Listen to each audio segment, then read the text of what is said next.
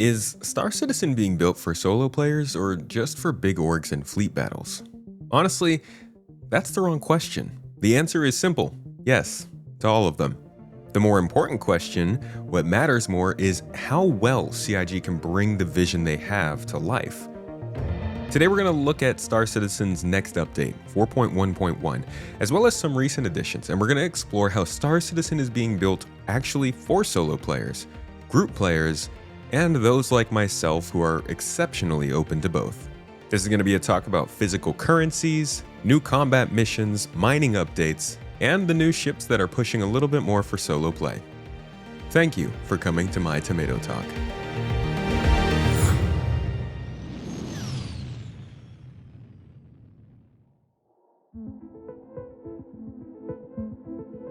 Let's get straight to the point. In Alpha 4.1, the sandbox expanded with the new Hathor locations and Wicklow, our first new mission giver in years. This offered players the chance to take part in all or just some parts of an event that takes place in caves, across compounds, throughout the star system, and in the new Wicklow Emporiums, the home of the first alien in Star Citizen. Players were excited for what felt like fresh content, a little exploration, and a lot of opportunities for new gameplay and rewards.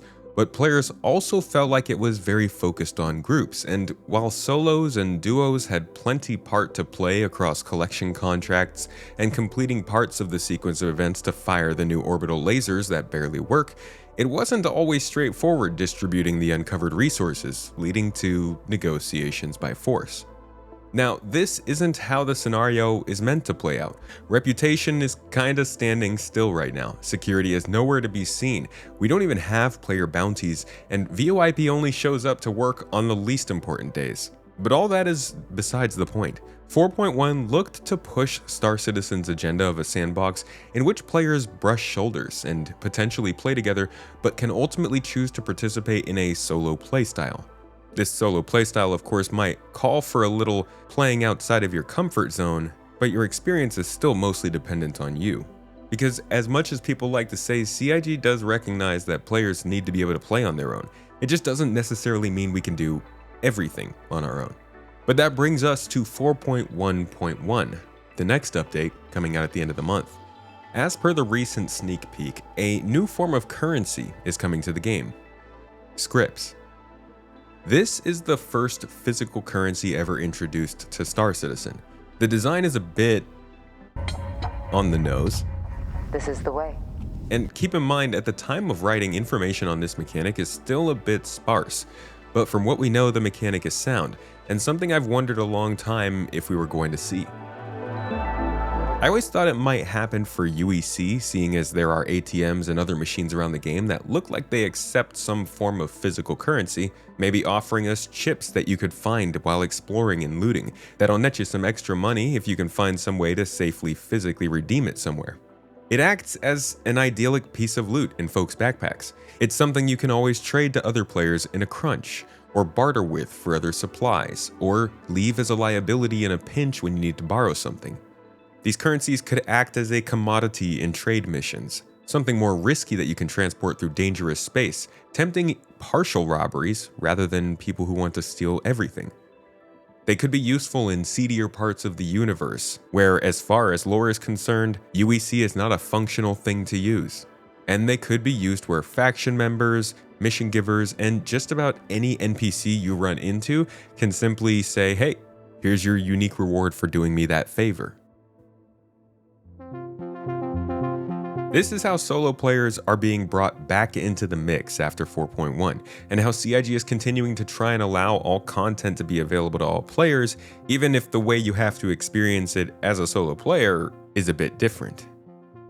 In Alpha 4.1.1, both the Mercenary Guild and the Council, explained at CitizenCon and earlier this week on one of our other channels, Space Tomato 2, will be adding physical currencies to their network in order to offer players another method of progression.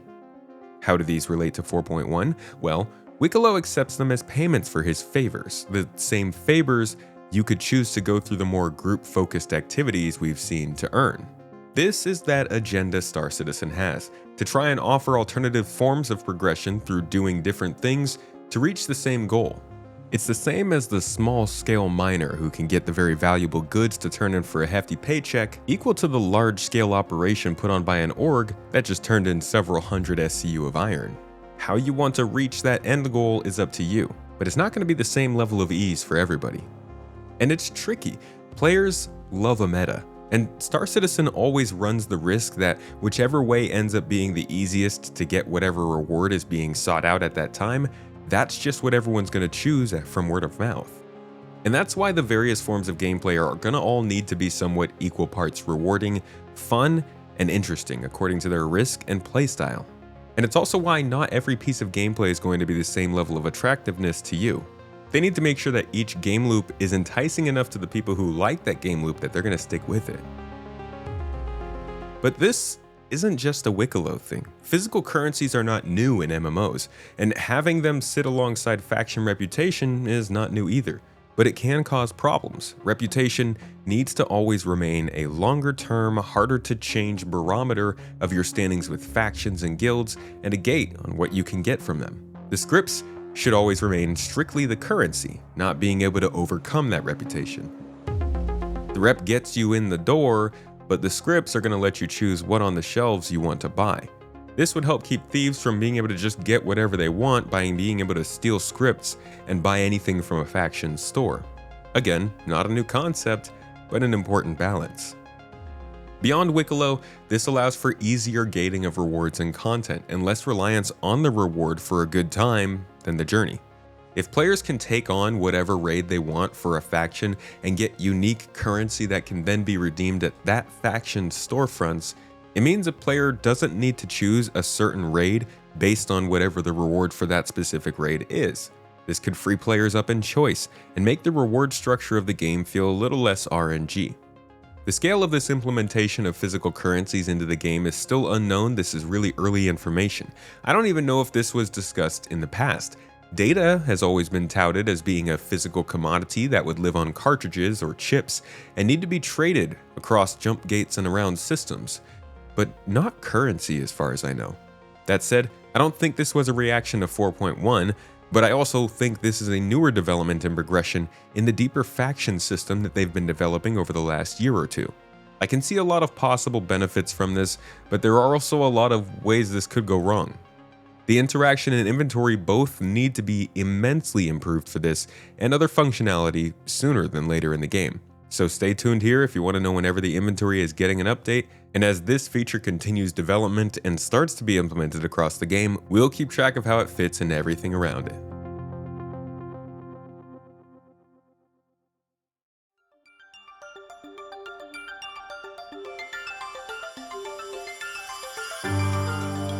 Before we wrap things up, there is more to the additions of solo-focused gameplay littered throughout 4.1.1 and previous updates. The new PvE-focused flight school missions and just general combat missions coming in this same update are a perfect example.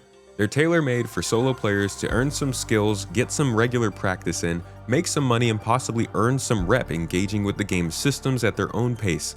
No org needed, no group coordination required for the first 6 out of 8 steps at least, and you have a wide variety of combat missions to choose from throughout both the Stanton and Pyro systems now.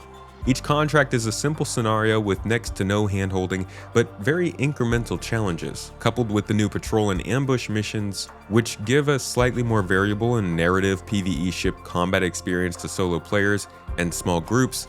This should make for some more combat entertainment for players. Then you've got the mining buffs that came in 4.1. Higher value minerals aimed at smaller scale operations, making it more viable for solo players to profit without needing a mole and a crew or even a ship. This gives players at the lower end of the economic ladder something more valuable to look for. This won't be felt fully till crafting makes things matter more, but the groundwork is there for the solo miners. Mercenary missions in both Pyro and Stanton have also become more fleshed out. You can now grind reps solo across 2 entire systems for the same faction across a variety of backdrops, difficulties, and earn rates, choosing between bounties or general combat missions in ship or by FPS on ship. You feel like you're making progress, you can get some good money, there's a wide range of locations you could participate at, and there's plenty of loot. It can get a bit repetitive, but there's a lot of gameplay for solo combat focused players. And let's not forget the ship roster itself. CIG has clearly prioritized keeping the percentage of unreleased small ships low, as we covered on Space Tomato 2 earlier this week, ensuring that players who prefer solo experiences always have viable, fun, and modern tools to play with. Well, some of them are modern. We need more updates on these. The Guardian, Golem, Geo, Atlas, and Fortune all show a focus on fleshing out small-scale gameplay for each of their own professions, and I have no doubt that trend is going to continue throughout this year. All of this ties into a broader design philosophy, that agenda I mentioned. Star Citizen isn't trying to force you into isolation, and it's not trying to shove you into an org either. What they seem to want is that feeling of brushing past other players, coexisting in a shared space without the pressure to constantly group up. A world where your actions can ripple outward even if you're playing alone. Obviously, this doesn't work until security and reputation are solid in-game, but this is the design that they're working with. There will be plenty of content for you in a solo player situation, but not everything is going to be made for you.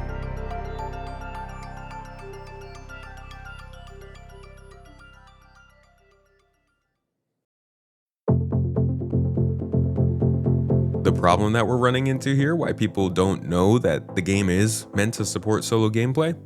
Communication. A lot of this solo support is there or coming along, but it's kind of buried, untelegraphed, and untold to players. They don't always know what content is supposed to be solo friendly, when it might be coming, or what CIG's definition of solo friendly even is. As a player jumping into Star Citizen who has no idea what's going on, opening up that contracts list on your mobiGlas and trying to figure out what you should take on first can kind of be confusing when Star Citizen hasn't explained to you how it's going to tell you these things. And that's the case for everything in this game.